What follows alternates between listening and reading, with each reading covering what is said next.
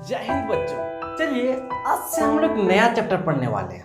Chapter है पाठ पांचवा समांतर श्रेणी, जिसे कहा जाता अर्थमेटिक प्रोग्रेशन। अब कुछ लोग बोलेगा कि सर ये चैप्टर हम पढ़े कहें है। अब उन लोग के दिमाग में यह होगा कि सर ये सिलेबस में तो है ही नहीं, और जब सिलेबस में है नहीं तो उसको पढ़े कहें। हम बता देते थोड़ी सी बात। क्या है सर, आपको 10th में पढ़ना पड़ेगा एपी, अर्थमेटिक प्रोग्रेशन समांतर श्रेणी। अब जैसे आप 12th में आइएगा, 11th और 12th में आइएगा तो आपको पढ़ना पड़ेगा जीपी, ज्योमेट्रिक प्रोग्रेशन, गुणात्मक श्रेणी है।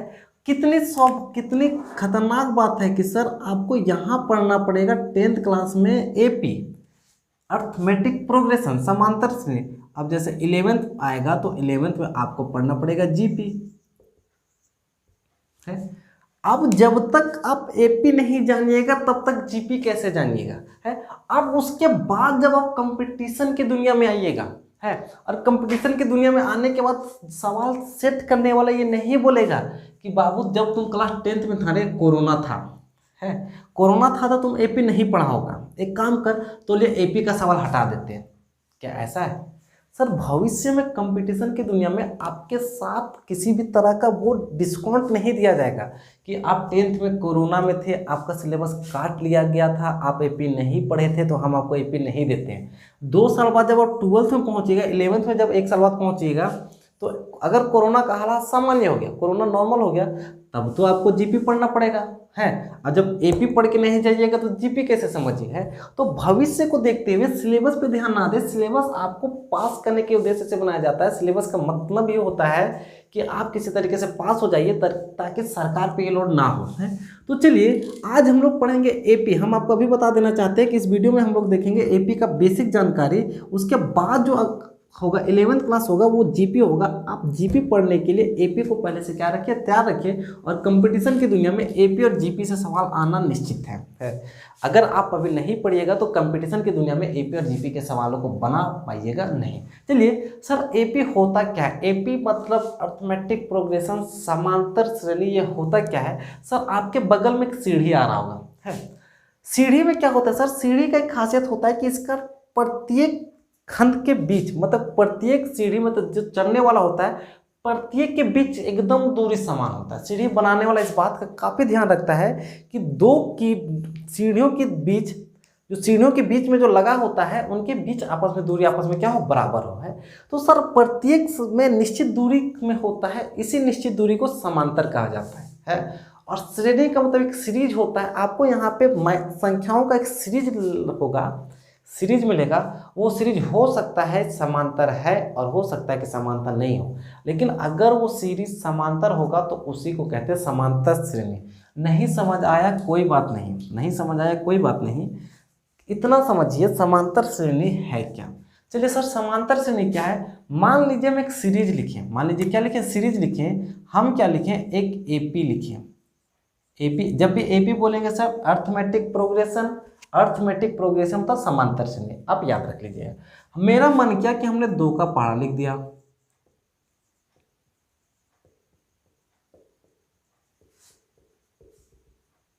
दो का पहाड़ा लिखा। अब बोलिएगा बिल्कुल यार ये 2 का ही पहाड़ा है, 2 का 2 4, 2 6, 2 8, 10 12 14 है।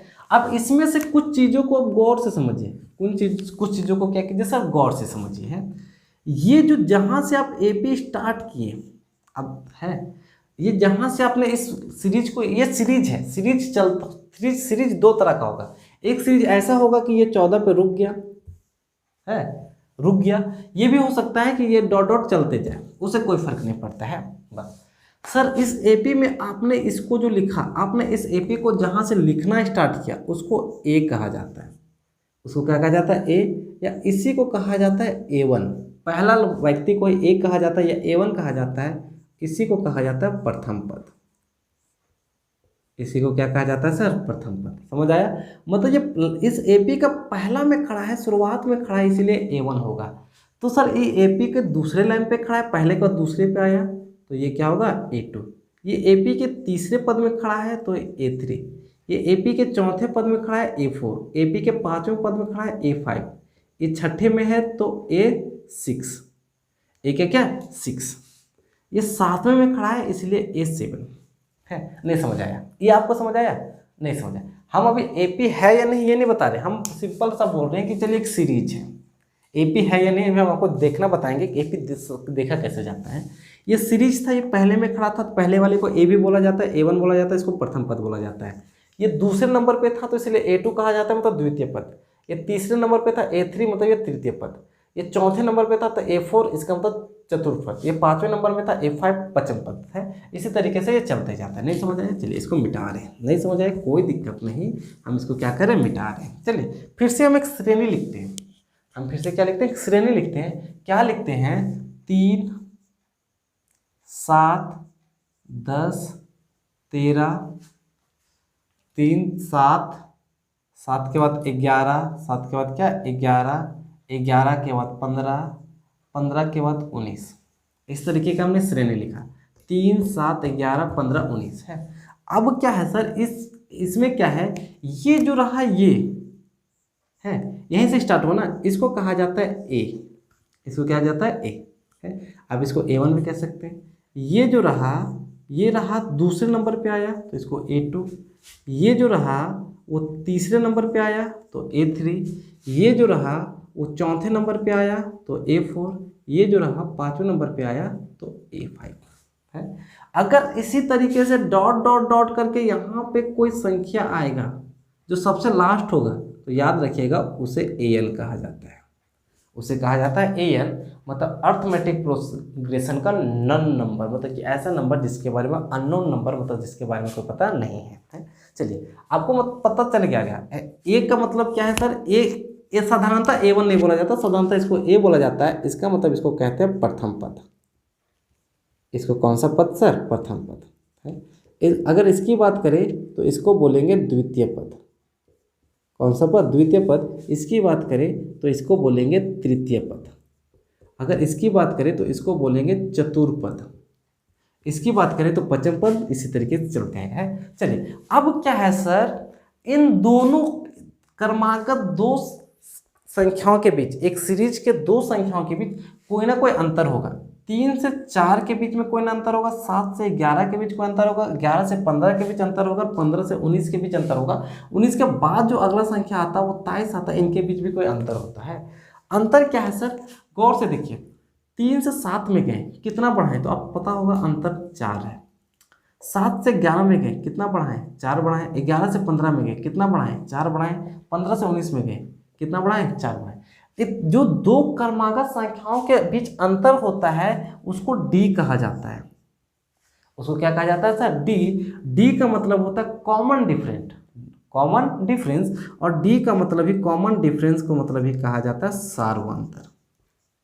हिंदी वाले, हिंदी मीडियम है इसलिए D को क्या कहा जाता है सर, सार्वअंतर। समझ आया? नहीं समझ आया?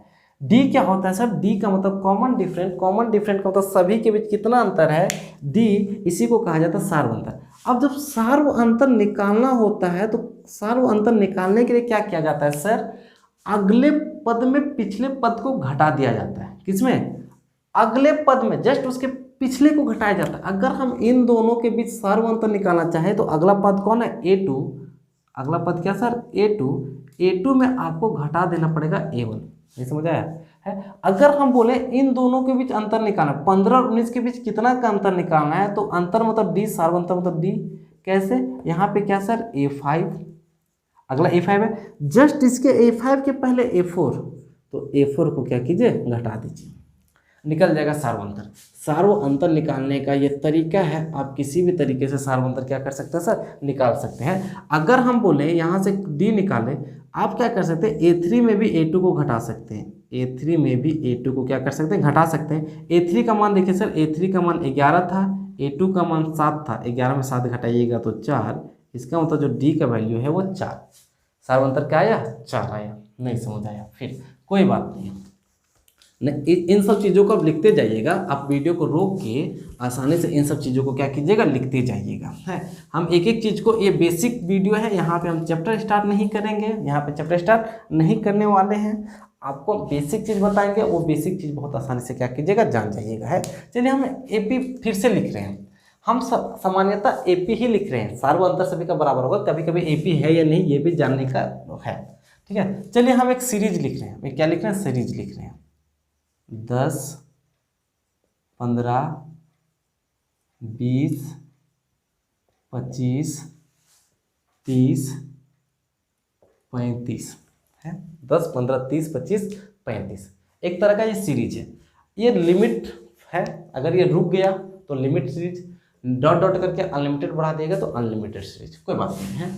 अगर ये सीरीज यहाँ से स्टार्ट हुआ, ये सीरीज यहाँ से स्टार्ट हुआ, तो हमने आपको बताया कि ये पहला वाला A1 होगा, ये क्या होगा A2 होगा, ये क्या होगा A3 होगा, ये क्या होगा A4 होगा, ये क्या होगा A5 होगा, ये क्या होगा A6 होगा, ये dot dot A7, A8, A9 और लास्ट में अगर कोई संख्या आया तो वो AN होगा। याद रखिएगा, लास्ट में कोई संख्या आएगा तो वो AN होगा, है। हाँ बिल्कुल है। अब हम बोले कि भाई बताओ कि प्रथम पद कौन है, ए मतलब प्रथम पद है। अगर हम इस AP में बोले कि बाबू तुम बताओ प्रथम पद कौन है, तो प्रथम पद का मतलब ए, तो सर स्टार्ट कहाँ से हुआ 10, तो ये प्रथम पद क्या 10। अगर हम बोले कि बाबू बताओ सार्व अंतर क्या है, सार्व अंतर का मतलब तो कॉमन डिफरेंट, कॉमन क्या डिफरेंट, कॉमन डिफरेंट का मतलब होता है कि प्रत्येक के बीच में कितना का अंतर है। तो सार्व अंतर बताने का हम अभी एक तरीका बताएं कि आप क्या कीजिए A2 में A1 को घटा दीजिए, नहीं तो क्या कर सकते हैं आप A3 में A2 को घटा सकते हैं, नहीं तो आप क्या कर सकते हैं A4 में A3 को घटा सकते हैं, नहीं तो आप ये भी कर सकते हैं A7 में A6 को घटा सकते हैं। सार्व अंतर अगर AP होगा तो सार्व अंतर हर जगह बराबर होगा, ये बात है। अगर ये समांतर श्रेणी है तो इसका सार्व अंतर हर जगह बराबर होगा। कभी कभी समांतर श्रेणी नहीं भी होता है, चलिए वो भी बताते हैं, है। बोले देखिए, एक तो नॉर्मल बंदा समझ जाएगा कॉमन डिफरेंस कितना का है। अगर आप इस सीरीज को देखे होंगे तो डी जो सार्व अंतर कितना का है, सर 10 से 15 गया, तब समझ गया 5 का अंतर है। 15 से 20 गया, कितना का अंतर 5 का अंतर, यहाँ 5 का अंतर। हर जगह देखें, हर जगह अंतर समान होगा तभी वो एक AP होगा, हर जगह अंतर समान होगा तभी वो एक AP होगा। अगर हर जगह अंतर समान नहीं है तो वो AP होने वाला नहीं है।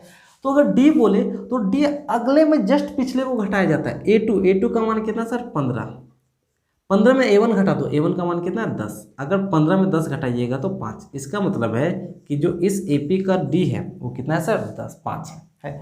अगर आप इस फॉर्मूला, आपको A2 में A1 घटाने में दिक्कत हो रहा है तो A3 में A2 घटाइए। सबसे पहले तीसरा पद दीजिए, जस्ट तीसरा पद के पहले वाला पद को घटा दीजिए, दूसरे पद को घटा दीजिए। A3 का मान कितना है सर 20, A2 का मान कितना 15, और जब 20 में 15 घटाइएगा तो 5 है। A4 में आप A4 में A3 को घटा सकते हैं। A4 का मान कितना सर, A4 का मान 25, A3 का मान कितना सर 20, अब 25 में 20 को घटाइएगा तब भी क्या 5।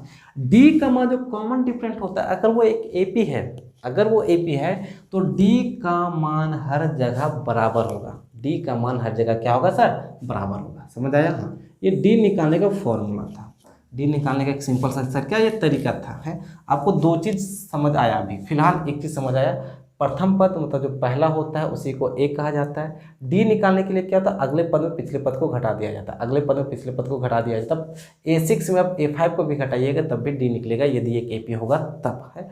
अब बात रहा है, अगर हम बात करें कि भाई 35 के बाद अगला एक पद आएगा, अगला एक अननोन पद आएगा। अब बोलेगा सर कॉमन डिफरेंस 5 का, तो 35 में 5 जोड़ दीजिए 40 आएगा, 35 में 5 जोड़ दीजिए क्या 40 आएगा।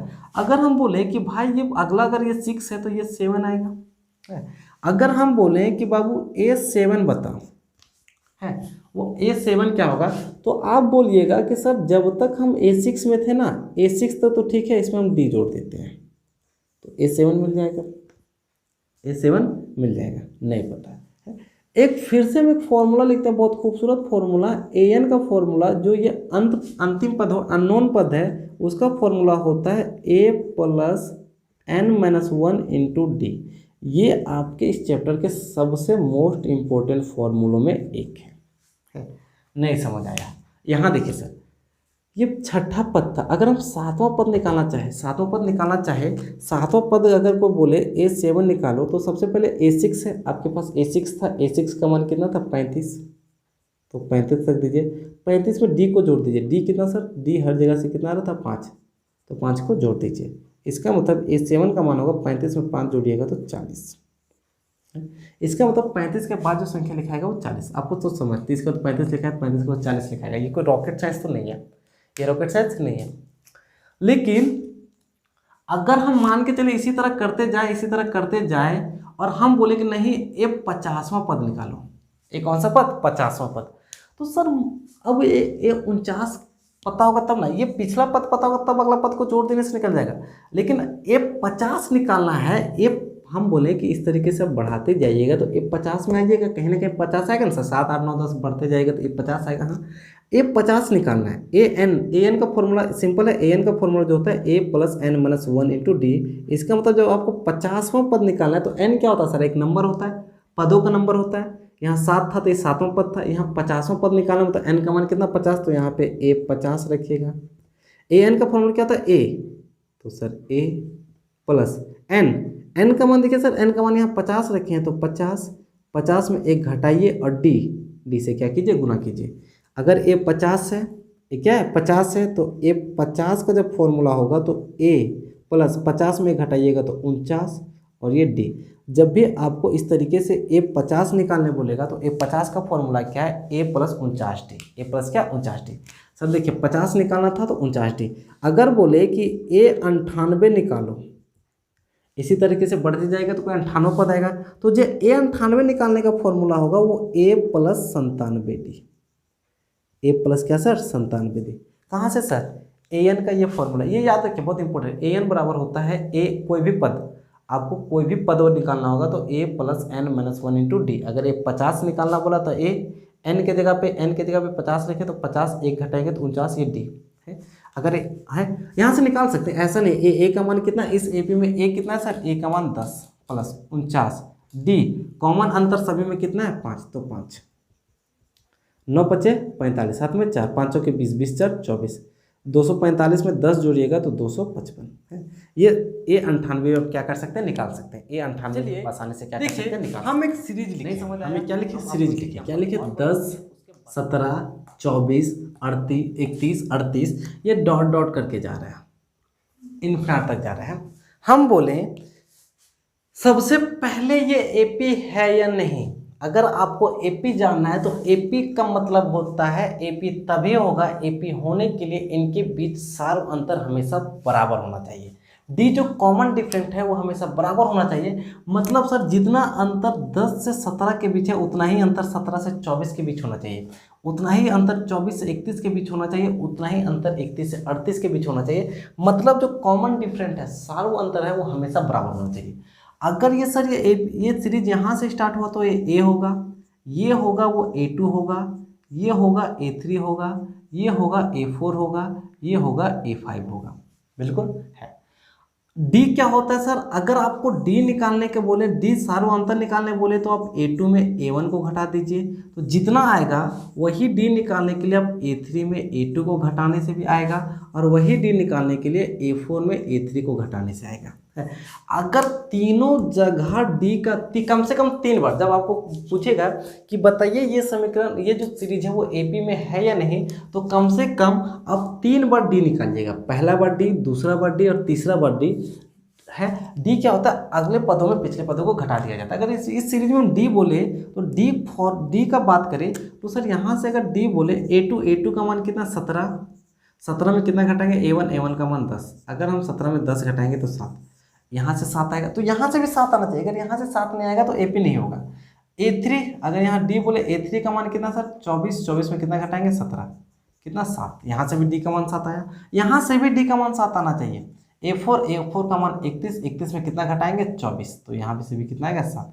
अगर डी का मान सभी जगह से इक्वल आ रहा है तब ये इक्वेशन है वो, तब ये इक्वेशन एक एपी है। इससे पहले एपी नहीं था, इससे पहले क्या था सर, एपी नहीं था है। तो सिंपल सी बात करते हैं, सिंपल सा क्या करते हैं, बात करते हैं। अगर प्रथम पद बोले तो ये पहला पद, अगर डी बोले, क्या सर डी बोले तो डी का एक सिंपल सा फॉर्मूला होता है A2 में A1 घटा दो है, नहीं तो A3 में A2 घटा दो, नहीं तो A4 में है A4 में A3 घटा दो। अगर हम बोले कि बाबू AN का फॉर्मूला बता, तो AN का जो फॉर्मूला होगा वो A plus n minus 1 into D होगा। ये सबसे मोस्ट इम्पोर्टेंट फॉर्मूला है। सर AN है क्या, AN है क्या सर, इसी तरीके से 5वां चला।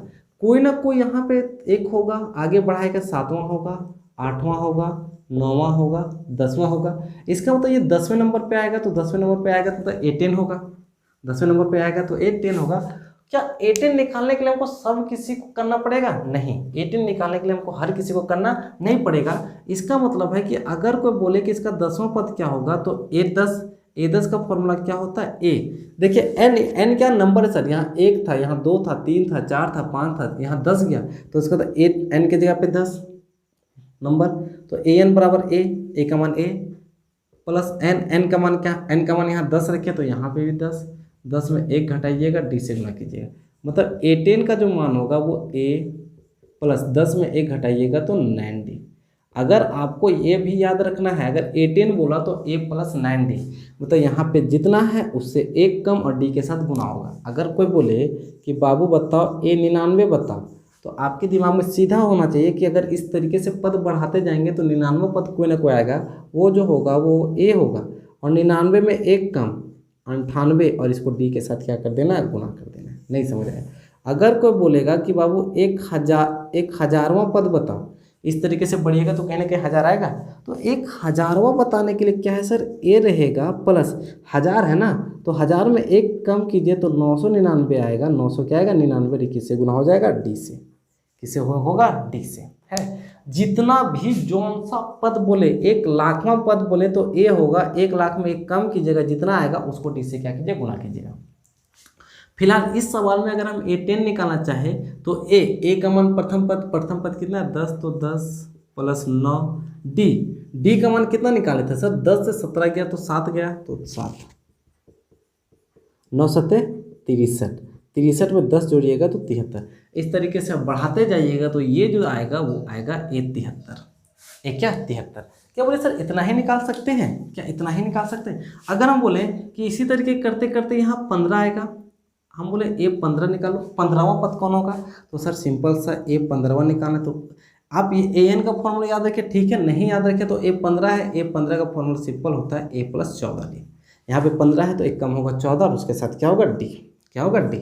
अब A का मान कितना है सर, A का मान 10, तो A की जगह पे 10, 14, D का मान कितना आया था, 7 है, 7 चौके 8 7 है, इसको घटा दीजिए, जोड़ दीजिएगा 108, और जब 15वां पद आएगा तो 10 क्या आएगा, 8 आएगा।